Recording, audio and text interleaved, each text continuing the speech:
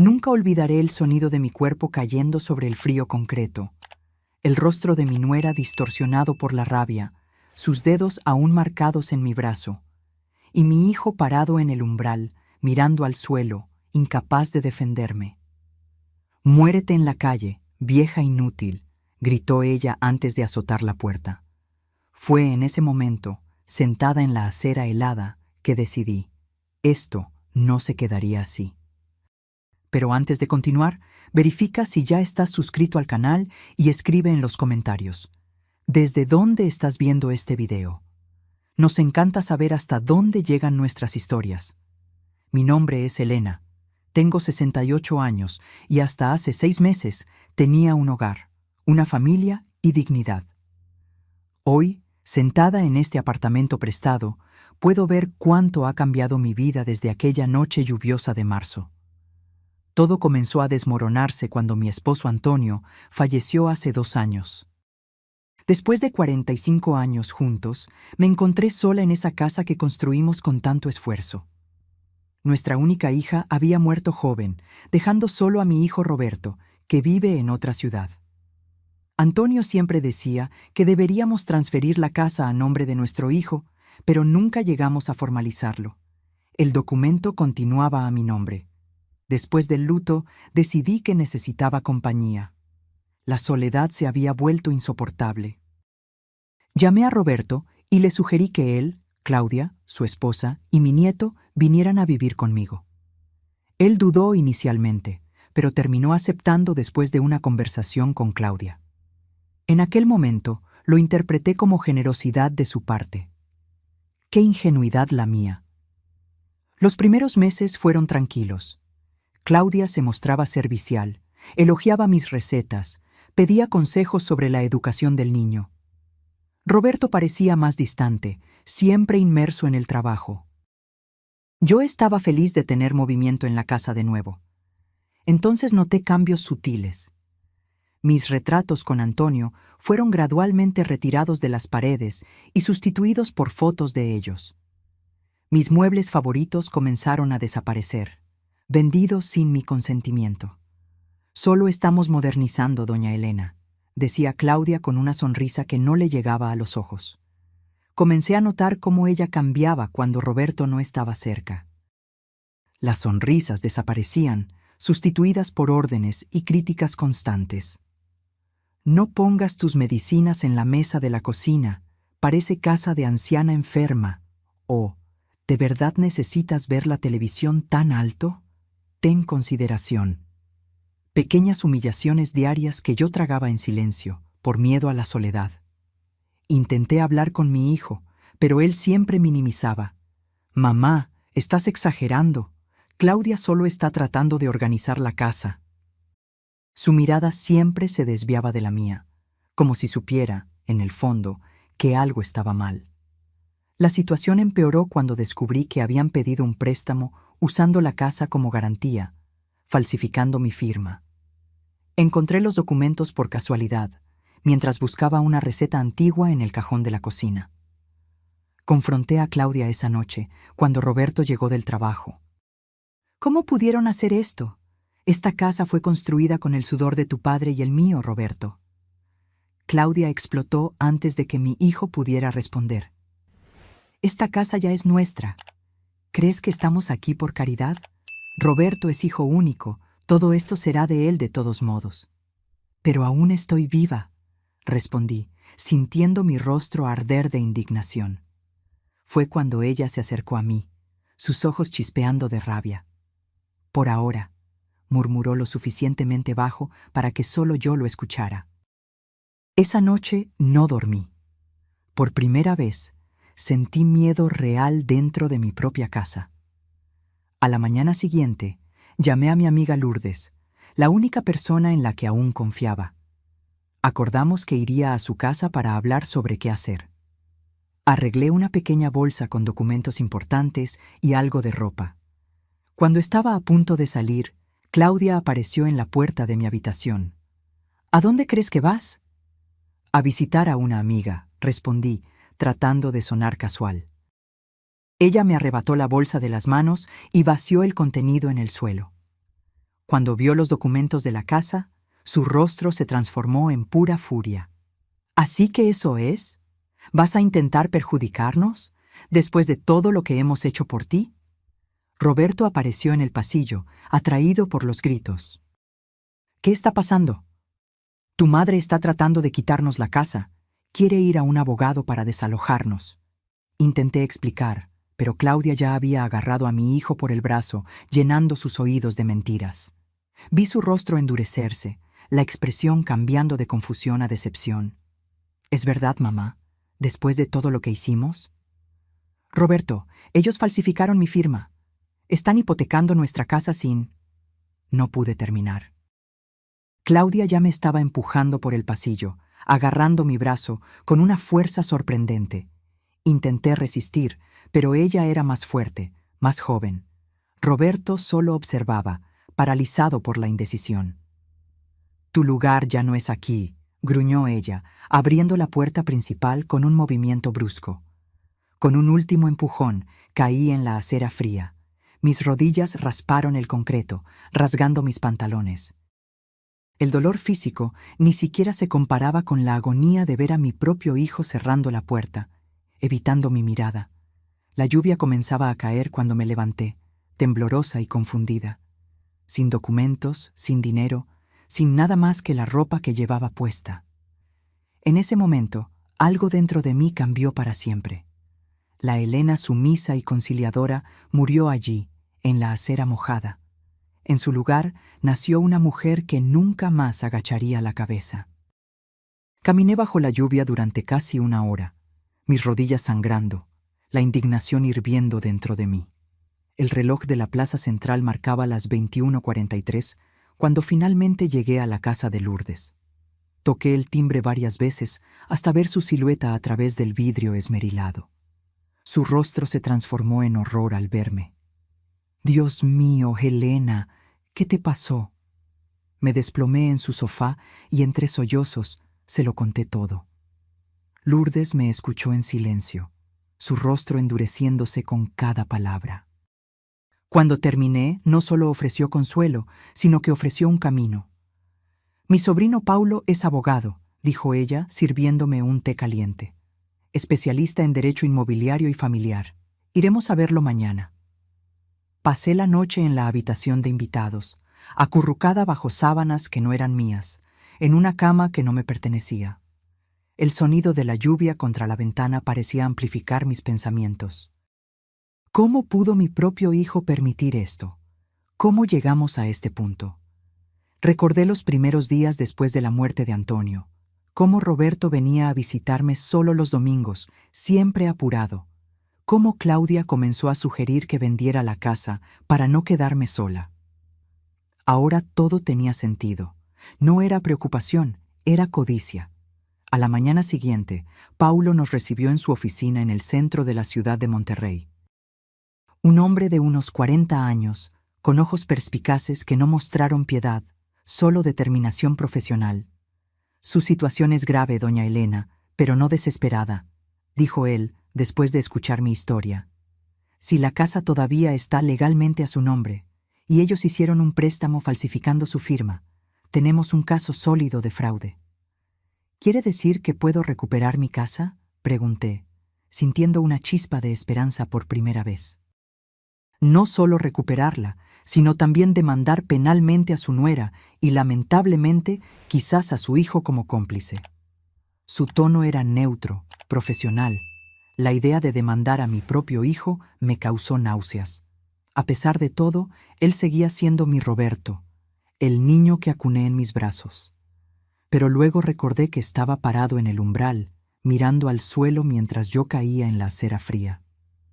¿Cuánto tiempo tomaría?, pregunté, sintiendo mi determinación crecer. Los procesos como este pueden ser lentos, pero podemos solicitar una medida cautelar inmediata, respondió Paulo. El primer paso sería obtener una copia de la escritura original y verificar si hubo alguna transferencia oficial de propiedad. En los días siguientes, Paulo trabajó incansablemente. Descubrió que no solo la casa seguía a mi nombre, sino que el préstamo se había realizado a través de un esquema fraudulento. Claudia tenía un contacto en el banco que facilitó el proceso sin verificar adecuadamente los documentos. Cavaron su propia tumba, dijo Paulo, organizando una pila de documentos. Ahora vamos a enterrarlos con esto. Pero antes de continuar, verifica si ya estás suscrito al canal y escribe en los comentarios. ¿Cuál fue tu reacción al ver la actitud de mi hijo? Tu opinión es muy importante para mí. Durante las semanas que siguieron, viví en un extraño limbo. Físicamente, estaba en el apartamento que Lourdes amablemente puso a mi disposición, un estudio en la parte trasera de su casa, pequeño pero digno. Mentalmente, oscilaba entre la determinación feroz y una tristeza profunda que me visitaba en las madrugadas. Lo que más me dolía no eran los dolores en mis rodillas magulladas, ni la humillación de haber sido expulsada. Era la ausencia de la llamada de Roberto. Ni una llamada, ni un mensaje para saber si su madre estaba viva o muerta. Como si 68 años de amor materno pudieran ser borrados con un simple cierre de puerta. Paulo siguió con el proceso judicial, explicando cada paso con paciencia. Aparentemente, el banco estaba investigando internamente al funcionario que facilitó el préstamo fraudulento. La institución financiera, temiendo un escándalo mayor, se mostraba dispuesta a cooperar con nuestro caso.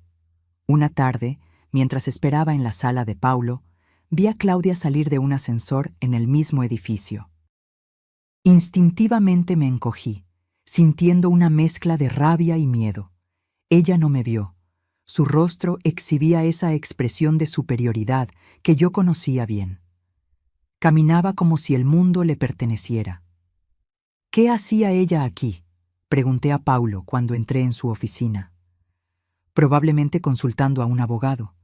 Ya deben haber sido notificados sobre el proceso, explicó él. Esto es bueno, significa que están preocupados. En casa, Lourdes me ayudaba a recuperar no solo mi salud física, sino también mi autoestima. Tienes que estar fuerte para lo que viene, decía ella mientras me servía sopa casera. La justicia sin fuerza interior es solo venganza, y la venganza corroe el alma. Sus palabras me hacían reflexionar. Yo no quería convertirme en una persona amargada, consumida por el odio. Solo quería recuperar lo que era mío por derecho y, quizás más importante, mi dignidad. 2 semanas después, Paulo me llamó con urgencia a su oficina. Su rostro, generalmente serio, exhibía una leve sonrisa. «Tenemos una audiencia preliminar programada para mañana», anunció. «El juez quiere escuchar a ambas partes antes de decidir sobre la medida cautelar». Mi estómago se revolvió. ¿Quiere decir que voy a enfrentar a mi hijo y a Claudia cara a cara? Sí, y es importante que esté preparada. Harán todo lo posible para parecer víctimas. Quizás aleguen que usted está senil o incapaz de administrar sus bienes. Esa noche no pude dormir. Di vueltas en la cama, imaginando 1000 escenarios para la confrontación inminente. ¿Cómo reaccionaría al ver a Roberto? ¿Qué le diría? Las preguntas me atormentaban, mezclándose en pesadillas donde yo estaba de nuevo caída en la acera, la lluvia lavando mis lágrimas. La sala de audiencias era más pequeña de lo que imaginaba, más parecida a una oficina formal que a los tribunales que veía en la televisión. El juez, un hombre de mediana edad, con ojos cansados pero atentos, nos observaba sobre sus gafas de lectura. Cuando Roberto y Claudia entraron, acompañados por un abogado de aspecto caro, sentí que mi corazón se aceleraba. Mi hijo estaba más delgado, con ojeras profundas. Nuestras miradas se cruzaron por un breve momento, y vi algo en sus ojos. ¿Culpa? ¿Remordimiento? Antes de que él desviara la mirada al suelo, como había hecho aquella noche fatídica. Claudia, por otro lado, mantenía la postura altiva, como si estuviera haciendo un favor al comparecer. Vestía impecablemente, con joyas que reconocí como regalos que Antonio me había dado años atrás. La audiencia comenzó con las presentaciones formales. Paulo expuso nuestra versión primero, detallando la falsificación de la firma, el préstamo fraudulento y culminando con mi expulsión violenta de la casa. Presentó fotos de mis heridas, informes médicos y la escritura original de la casa. Mi cliente no solo fue víctima de fraude, señoría, sino también de violencia física y abandono por parte de su propia familia, concluyó Paulo. Solicitamos la reintegración inmediata de la posesión y la suspensión de cualquier transacción relacionada con el inmueble hasta el juicio final. El abogado de ellos se levantó a continuación, ajustándose la corbata cara antes de hablar. Su estrategia quedó clara en las primeras frases. Señoría, estamos ante un triste caso de senilidad e ingratitud. Mis clientes acogieron a doña Elena en un momento difícil, tras el fallecimiento de su esposo. Reorganizaron sus vidas para cuidarla, solo para ser acusados de fraude cuando intentaron hacer mejoras en la residencia familiar. Sentí mi sangre hervir con cada mentira descarada. Él continuó, pintándome como una anciana confusa que había acordado verbalmente las transacciones y luego olvidado debido a la edad avanzada. Según él, yo había salido voluntariamente de la casa después de un desacuerdo familiar. Cuando llegó mi turno de hablar, me levanté con las piernas temblorosas pero la voz firme. Señoría, tengo 68 años, no 98. Mi mente está perfectamente lúcida, como cualquier examen médico puede comprobar. Nunca autoricé préstamo alguno usando mi casa como garantía. Esa propiedad representa 45 años de trabajo de mi difunto esposo y mío. Miré directamente a Roberto, que seguía con la cabeza baja. Invité a mi hijo y a su familia a vivir conmigo porque la soledad era insoportable después de perder a mi compañero. A cambio, fui gradualmente empujada a los rincones de mi propia casa, hasta ser literalmente arrojada a la calle en una noche de lluvia. Mostré las cicatrices aún visibles en mis rodillas. Estas marcas fueron causadas por la caída. Pero las marcas invisibles, señoría, esas las llevaré para siempre. Un hijo que observa cómo su madre es expulsada de casa y no hace nada es una herida que no cicatriza. El juez me observaba con atención. Cuando terminé, se volvió hacia Roberto. ¿El señor desearía decir algo en su defensa? Roberto levantó la mirada, finalmente. Sus ojos estaban llorosos. Abrió la boca para hablar, pero Claudia agarró su brazo con fuerza, sus uñas rojas clavándose en su piel. Él dudó, tragó saliva y murmuró: «No, señoría». El juez asintió, observando atentamente esa interacción. Después de unos minutos, considerando los argumentos, anunció su decisión preliminar. Ante las pruebas presentadas, determino la suspensión inmediata de cualquier transacción relacionada con el inmueble en cuestión. En cuanto a la reintegración de la posesión, decidiré después de una evaluación psicológica de la demandante para refutar definitivamente las alegaciones de incapacidad mental. No era todo lo que esperábamos, pero era un comienzo. Paulo me aseguró que la evaluación psicológica sería solo una formalidad. Al salir de la sala, me crucé de nuevo con Roberto en el pasillo. Esta vez, nuestras miradas se sostuvieron por más tiempo. Vi su labio inferior temblar levemente, como sucedía cuando era niño y estaba a punto de llorar. «Mamá, yo…», comenzó, pero Claudia surgió detrás de él, tirando de su brazo. «Vamos, Roberto, no tenemos nada que decirle». Mientras los observaba alejarse, me di cuenta de que esta batalla sería mucho más dolorosa de lo que imaginaba. No era solo por una casa, era por el alma de mi hijo. Las semanas siguientes fueron una montaña rusa emocional. Fui sometida a una batería de pruebas psicológicas que probaron, sin lugar a dudas, mi plena capacidad mental. El informe del psicólogo fue contundente. La paciente presenta una función cognitiva por encima del promedio para su grupo de edad, sin signos de demencia o compromiso mental que justifique cualquier tipo de interdicción. Paulo exhibía una sonrisa confiada al mostrarme el documento. Esto derriba por completo su estrategia. El juez no tendrá más remedio que fallar a su favor en la próxima audiencia. Mientras esperábamos, comencé a reorganizar mi vida. Lourdes me ayudó a encontrar un trabajo de medio tiempo en una librería cercana en Guadalajara. El salario era modesto, pero me daba propósito y cierta independencia financiera. En mis ratos libres, asistía a un grupo de apoyo para personas mayores víctimas de violencia familiar, una realidad mucho más común de lo que imaginaba. Allí, escuché historias que se hacían eco de la mía, hijos que se apoderaban de las pensiones de sus padres, nueras y yernos que manipulaban herencias, nietos que extorsionaban a sus abuelos. Cada relato me hacía darme cuenta de que mi caso, por doloroso que fuera, no era aislado.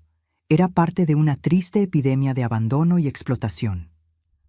«Ustedes son más fuertes de lo que creen», decía doña Carmen, la coordinadora del grupo, una trabajadora social jubilada de 75 años. «Muchos prefieren callar por vergüenza o miedo a perjudicar a la familia. Ustedes están aquí porque eligieron la dignidad». Sus palabras me fortalecían. Poco a poco, la Elena rota daba lugar a una mujer más segura que reaprendía a ocupar su espacio en el mundo. Pero antes de continuar, verifica si ya estás suscrito al canal y si te ha gustado el video hasta ahora. Tu interacción me motiva a seguir compartiendo estas historias tan importantes.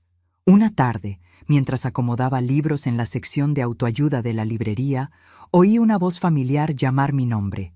Era Teresa, mi vecina de toda la vida, que vivía en la casa de al lado de la mía hacía más de 20 años. «Elena, qué gusto encontrarte. Estuve tan preocupada. Tu hijo dijo que te habías ido a vivir con una prima en el campo por problemas de salud».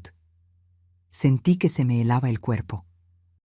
¿Así que esa era la historia que estaban contando? «Teresa, eso es mentira», respondí, tratando de mantener la compostura.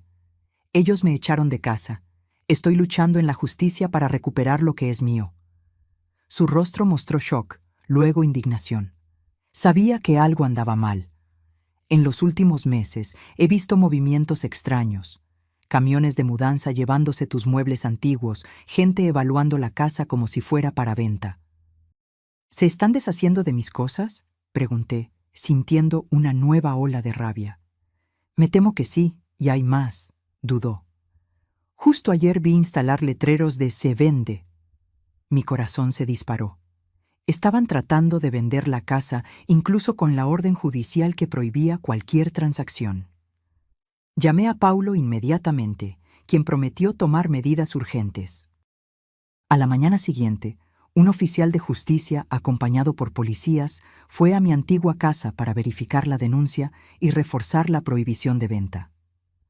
Paulo me llamó horas después, su voz desbordando indignación.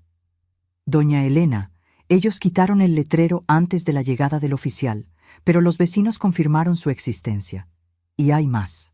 Logramos acceder a su habitación y descubrimos que prácticamente todas sus pertenencias personales fueron retiradas o desechadas». Cerré los ojos, tratando de contener las lágrimas. Mis fotografías familiares, las cartas de Antonio, los regalos de mis padres. ¿Todo perdido? ¿Hay algo que podamos hacer?, pregunté con voz temblorosa. «Sí, esto constituye incumplimiento de la orden judicial y destrucción de patrimonio. Lo incluiremos en el proceso y solicitaremos una inspección completa de la propiedad. Y lo más importante, logré programar la audiencia final para la próxima semana». Los días previos a la audiencia fueron los más tensos desde mi expulsión. Soñaba con la casa todas las noches. A veces estaba en llamas, otras veces transformada en algo irreconocible. En una pesadilla recurrente, regresaba para encontrar solo un terreno vacío, como si la construcción nunca hubiera existido. En la víspera de la audiencia, mientras organizaba mis documentos, recibí una visita inesperada. Roberto estaba parado en la puerta del apartamento de Lourdes, solo, con ojeras profundas y aspecto abatido. «¿Puedo pasar, mamá?», preguntó con voz casi inaudible. Mi primer impulso fue abrazarlo, decirle que todo estaría bien. Pero el recuerdo de la acera fría y de la puerta cerrándose contuvo mi emoción. «¿Qué quieres, Roberto?». «Hablar, explicar, disculparme». Señalé la silla simple en la pequeña sala. Se sentó, frotándose las manos nerviosamente. «Claudia no sabe que estoy aquí», comenzó. Si lo supiera.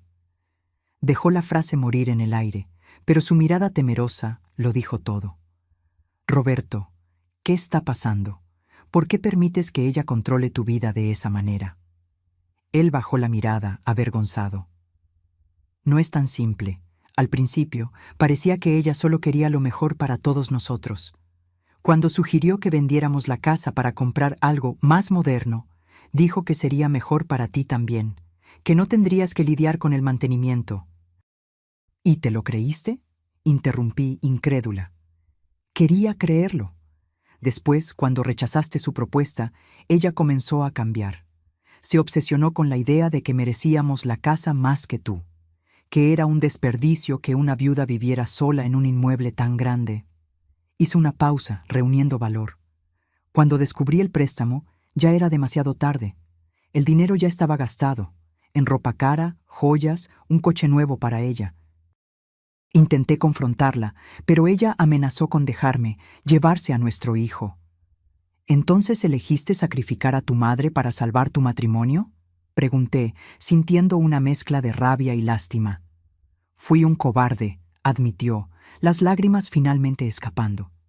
Esa noche, cuando ella te empujó, debería haber hecho algo, cualquier cosa, pero me quedé paralizado, como si estuviera viendo una película, no mi propia vida. Nos quedamos en silencio por unos minutos. Una parte de mí quería perdonarlo inmediatamente. Otra parte se preguntaba si esa visita no era solo otra estrategia de Claudia, tal vez para hacerme desistir del proceso en la víspera de la audiencia. ¿Por qué estás aquí ahora, Roberto? ¿Qué cambió? Sacó un sobre arrugado de su bolsillo y lo puso sobre la mesa. Encontré esto escondido en su cajón. Son correos electrónicos entre Claudia y un agente inmobiliario. Ya vendió la casa, mamá, firmando como tú. La transferencia se realizaría tan pronto como consiguieran una declaración médica que atestara tu incapacidad. Tomé el sobre con manos temblorosas. Las pruebas eran incontestables. Copias de contratos, transferencias bancarias, todo con mi firma falsificada. Esto es un crimen, Roberto, lo sabes. Él asintió lentamente. Lo sé. Y estoy dispuesto a testificar mañana, contarle todo al juez. ¿Y qué hará Claudia cuando lo descubra? Probablemente dejarme, respondió con una sonrisa triste. Pero tal vez eso sea liberación, no castigo. Cuando se levantó para irse, dudé por un momento antes de abrazarlo. Sentí su cuerpo temblar contra el mío, como cuando era niño y tenía pesadillas. Gracias, mamá, susurró. Aunque no puedas perdonarme, gracias por no rendirte. Después de su partida, llamé a Paulo inmediatamente, quien vino a buscar los documentos. Su rostro se iluminó al examinar el contenido. Doña Elena, esto lo cambia todo. Con estas pruebas y el testimonio de su hijo, no solo recuperaremos su casa, sino que su nuera probablemente enfrentará cargos criminales. Esa noche no pude dormir, no por ansiedad o miedo, sino porque finalmente veía el final del túnel. La justicia que tanto busqué estaba al alcance.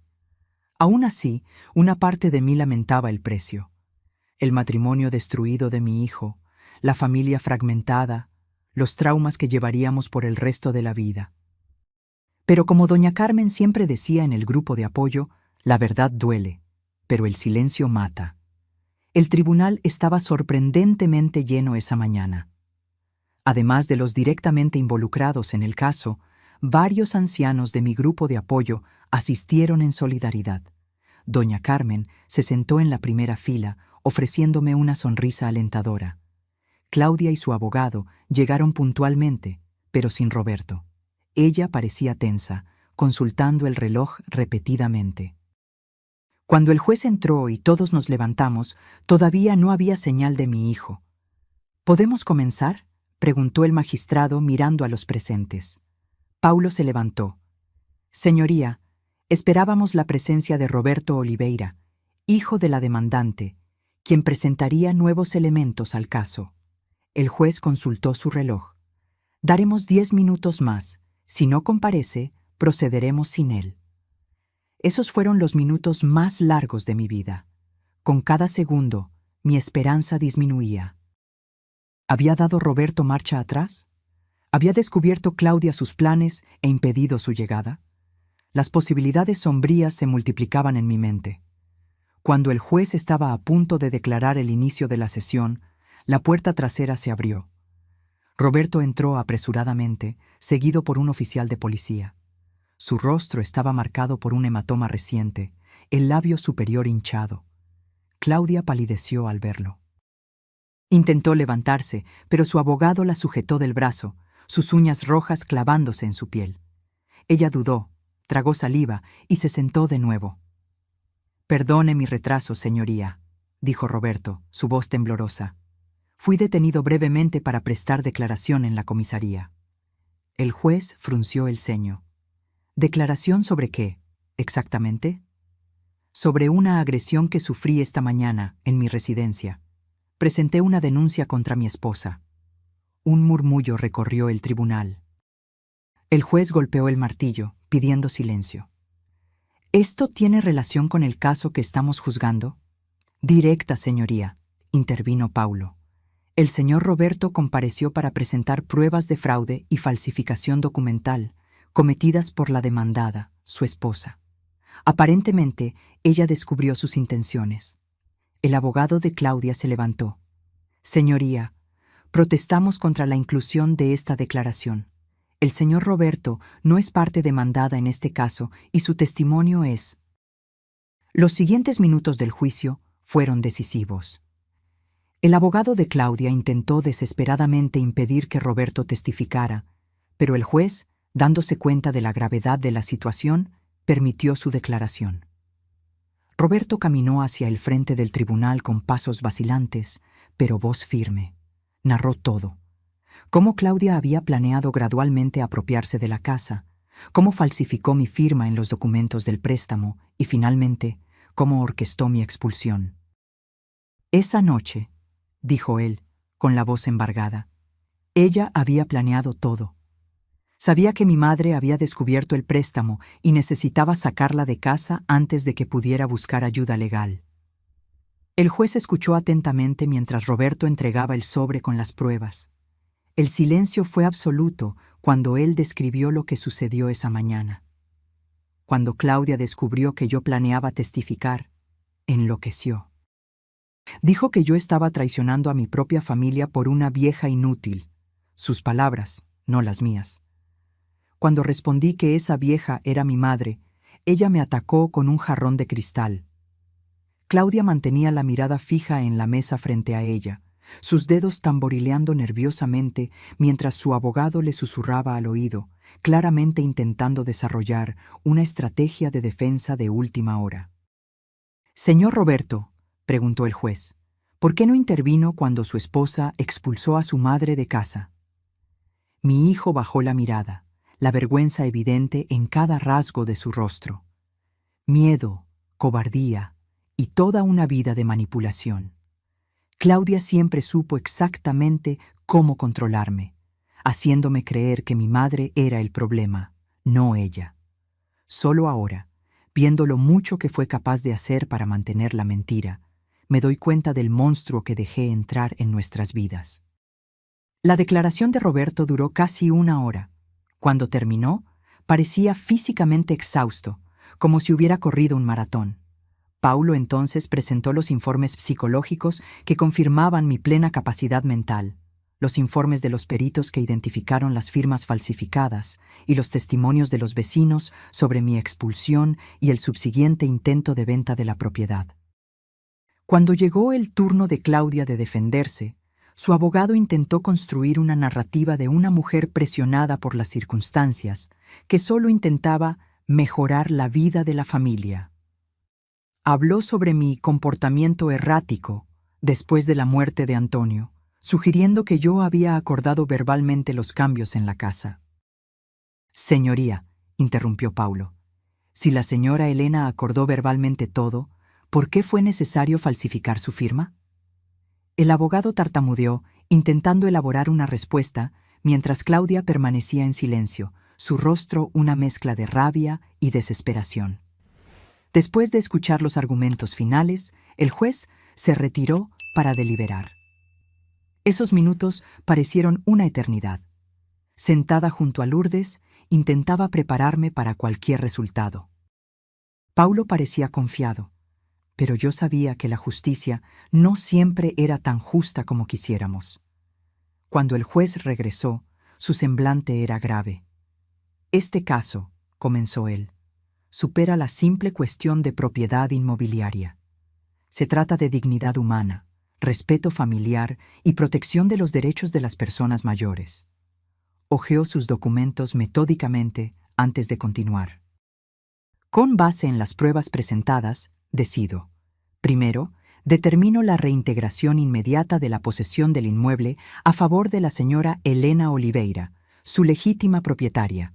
Segundo, declaro nulo el contrato de préstamo realizado fraudulentamente, debiendo la institución financiera buscar resarcimiento con los verdaderos responsables del fraude. Tercero, determino que la demandada, Claudia Oliveira, desocupe el inmueble en un plazo de 72 horas, bajo pena de desalojo forzoso. Claudia se levantó bruscamente, su rostro contorsionado por la rabia. «¡Esto es un absurdo! ¡Esa casa es...» «¡Silencio!», ordenó el juez, golpeando el martillo con fuerza. Cualquier manifestación irrespetuosa resultará en su arresto inmediato por desacato. Y debo informar que, ante las pruebas de fraude y falsificación presentadas, estoy remitiendo una copia integral de este proceso al Ministerio Público para las debidas diligencias en la esfera penal. Sentí las lágrimas correr por mi rostro mientras el juez finalizaba la sentencia. No eran lágrimas de alegría o venganza, sino de alivio. Finalmente, después de meses de humillación e incertidumbre, la justicia había prevalecido. Cuando la sesión terminó, fui rodeada por los miembros del grupo de apoyo, todos ofreciendo abrazos y palabras de consuelo. Doña Carmen sostuvo mis manos entre las suyas. ¿Ves? La dignidad siempre gana, al final. Roberto se acercó vacilante, el rostro aún marcado por la agresión de la mañana. Nuestras miradas se encontraron, y por un momento volví a ver en él al niño que había criado, vulnerable, arrepentido, buscando redención. «Mamá, yo...» «Ahora no», interrumpí suavemente. «Tenemos mucho de qué hablar, mucho que reconstruir, pero no hoy. Hoy solo vamos a respirar». Él asintió, comprendiendo. Había un largo camino por delante para reconstruir nuestra confianza, pero al menos, ahora había un camino. 3 días después, acompañada por Paulo, Lourdes y un oficial de justicia, regresé a mi casa. El corazón latía acelerado mientras subía los escalones de la entrada, la misma entrada donde había caído esa noche lluviosa. La puerta fue abierta por Roberto, solo. Claudia ya se había ido, llevándose solo sus pertenencias personales. Entrar en mi casa de nuevo fue como revisitar un sueño distante. Las paredes estaban diferentes. Muchos de los muebles que amaba habían desaparecido, sustituidos por piezas modernas que no combinaban con el espíritu del lugar. Aún así, era mi casa. Cada rincón, cada pasillo guardaba recuerdos que nadie podría borrar. En mi antiguo dormitorio, ahora transformado en una oficina impersonal, encontré una caja escondida en el fondo del armario. Dentro de ella, milagrosamente preservados, estaban algunos de mis tesoros, álbumes de fotografías familiares, las cartas de Antonio, el reloj de bolsillo de mi padre. De alguna manera, esos fragmentos de mi historia habían sobrevivido al intento de borrar mi existencia. «Vamos a reconstruir todo, mamá», dijo Roberto, observándome desde la puerta. «Sé que no será como antes, pero haremos lo posible». Asentí, pasando los dedos por el viejo álbum de fotos. «Algunas cosas son irreemplazables, hijo. Pero lo importante es que estamos aquí, ahora. El resto, el tiempo se encargará. Pero antes de continuar, verifica si ya estás suscrito al canal y si te está gustando esta historia de superación. Compártela con alguien que creas que necesita escuchar esto hoy». En los días que siguieron, me dediqué a recuperar el espíritu de la casa. Con la ayuda de Lourdes y otros amigos, limpié cada habitación, reorganicé los pocos muebles familiares que quedaron. Planté nuevas flores en el jardín. Cada gesto era como un ritual de purificación, expulsando las energías negativas que se habían acumulado en esas paredes.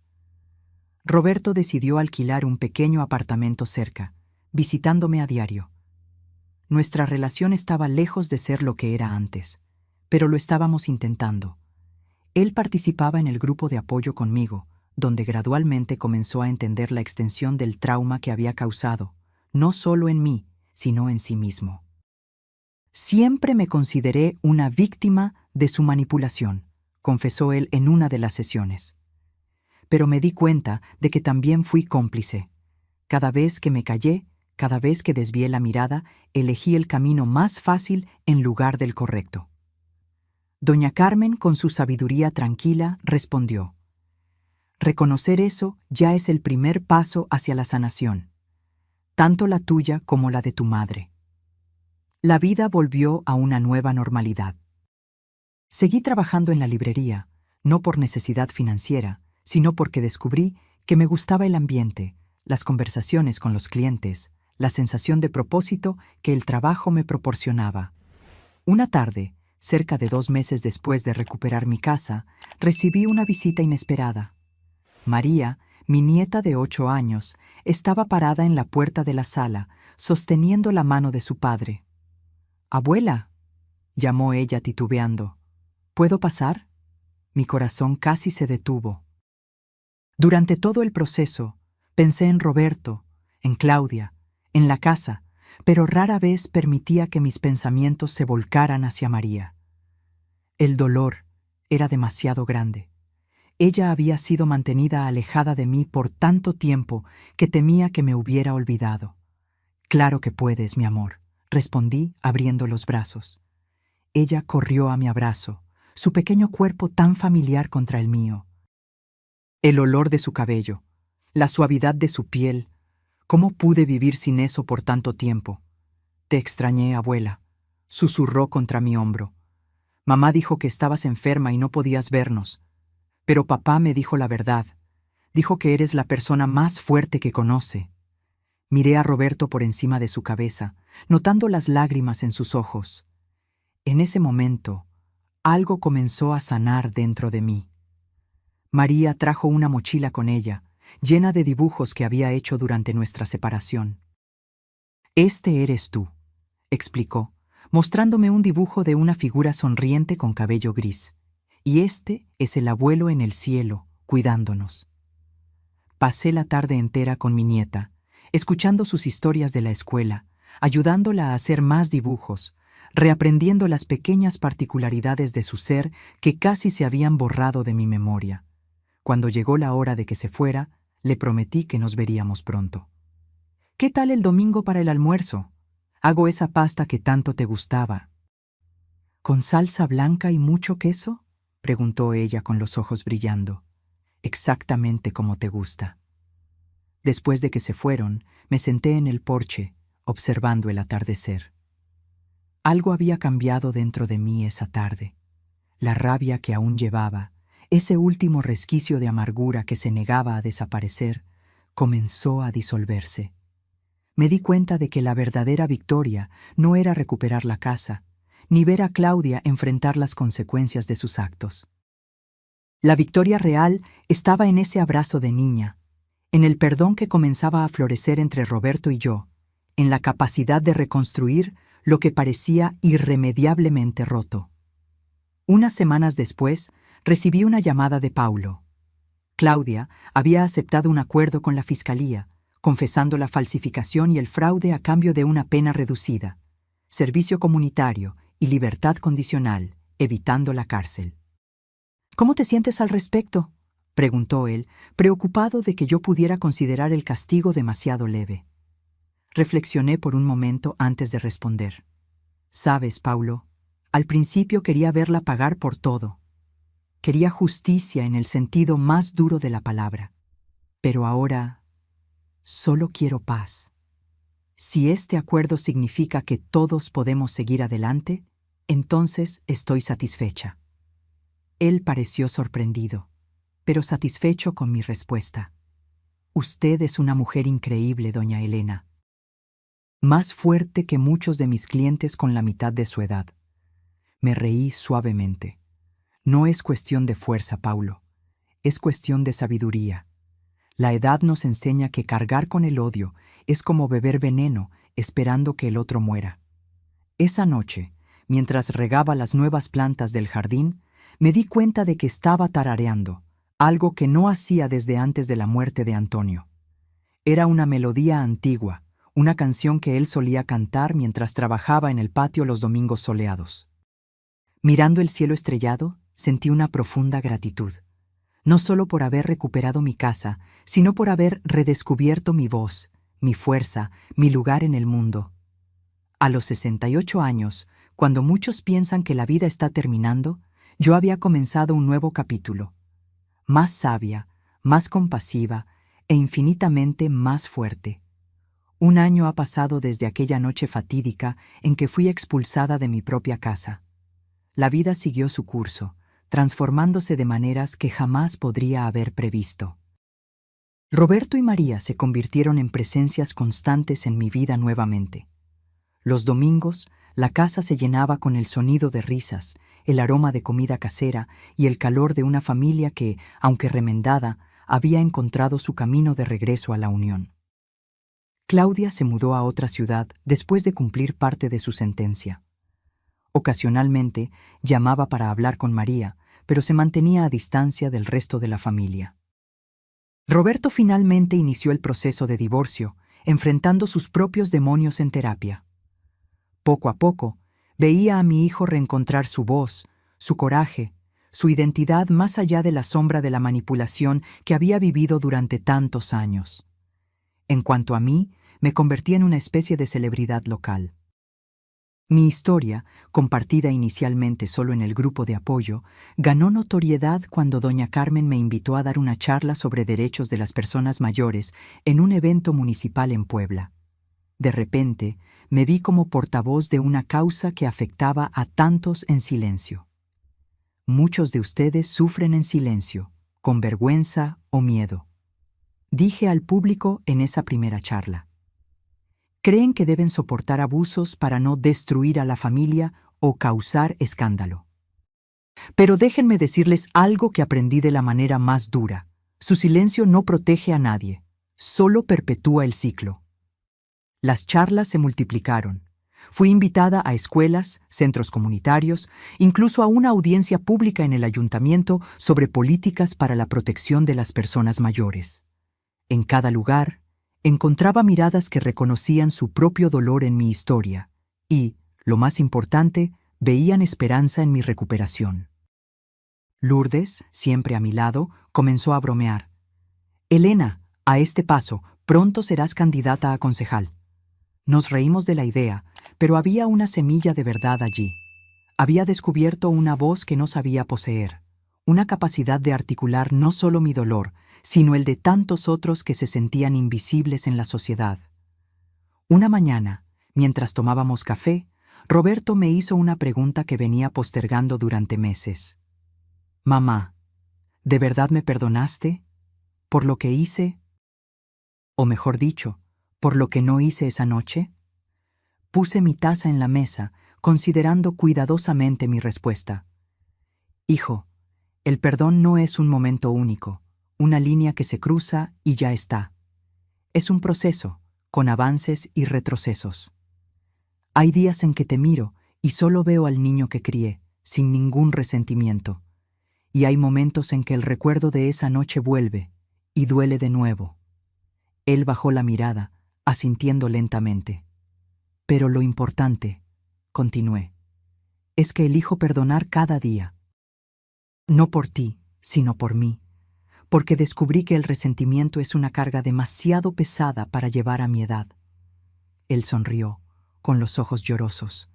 «Eres la persona más fuerte que conozco, ¿sabías? No es cuestión de fuerza, hijo, es cuestión de elección. Podemos elegir ser víctimas de las circunstancias o autoras de nuestra propia historia. Yo elegí la segunda opción». A la semana siguiente, recibí una llamada inesperada de Paulo. Estaba trabajando en un proyecto de ley municipal para la protección patrimonial de las personas mayores y quería mi colaboración como consultora. La propuesta incluiría mecanismos de verificación más rigurosos para transferencias de propiedad y préstamos que involucraran a personas mayores de 65 años.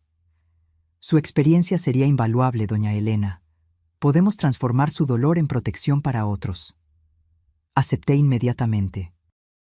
Era una forma de dar sentido a todo lo que había pasado. Transformar el trauma en algo constructivo, algo más grande que mi historia individual.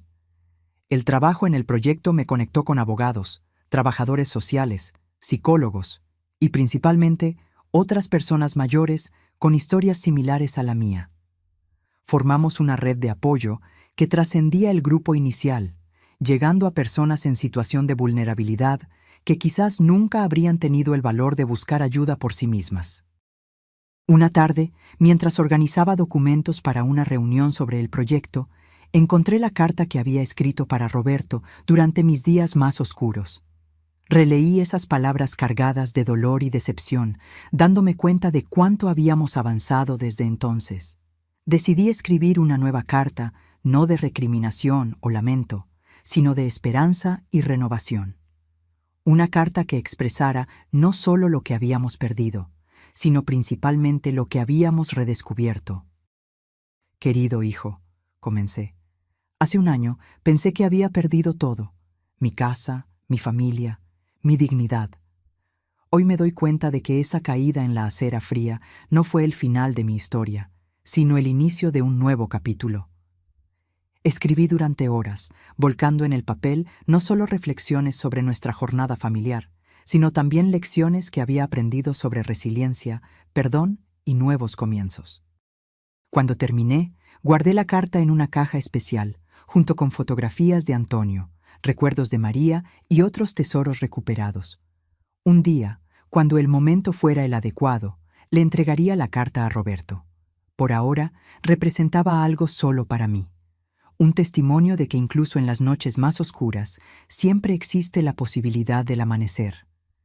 En la celebración de mi cumpleaños número 69, miré alrededor de la mesa repleta de amigos nuevos y antiguos. Lourdes, doña Carmen, miembros del grupo de apoyo, colegas de la librería, Paulo y su esposa, Roberto y María. Personas que me habían ayudado a reconstruir no solo mi vida, sino mi fe en la humanidad. Mientras María me entregaba un pastel casero con velas encendidas, hice un deseo silencioso, que mi historia pudiera iluminar el camino de otros que aún caminaban en la oscuridad, que mi voz pudiera dar coraje a aquellos que aún no habían encontrado la suya. Cuando todos cantaban feliz cumpleaños, sentí una presencia familiar a mi lado, casi como si Antonio estuviera allí, sonriendo con orgullo. Tal vez lo estaba. Tal vez había presenciado toda mi jornada, desde la acera fría hasta este momento de celebración. Cerré los ojos y soplé las velas, rodeada por el calor de la familia recuperada y los amigos que se convirtieron en familia. Y supe, con una certeza profunda, que nunca más agacharía la cabeza ante nadie, ni por miedo, ni por vergüenza, ni por amor mal dirigido. Porque a los 69 años, finalmente había aprendido la lección más valiosa de todas. Nuestra dignidad no es algo que otros puedan quitarnos permanentemente. Es algo que podemos reclamar, en cualquier momento, con solo tener el coraje de levantarnos una vez más. Ahora, si te gustó esta historia, haz clic en suscribirte y dime en los comentarios, ¿qué parte te dejó boquiabierto? Y no olvides hacerte miembro para tener acceso a videos exclusivos que no publico aquí. Te espero allí.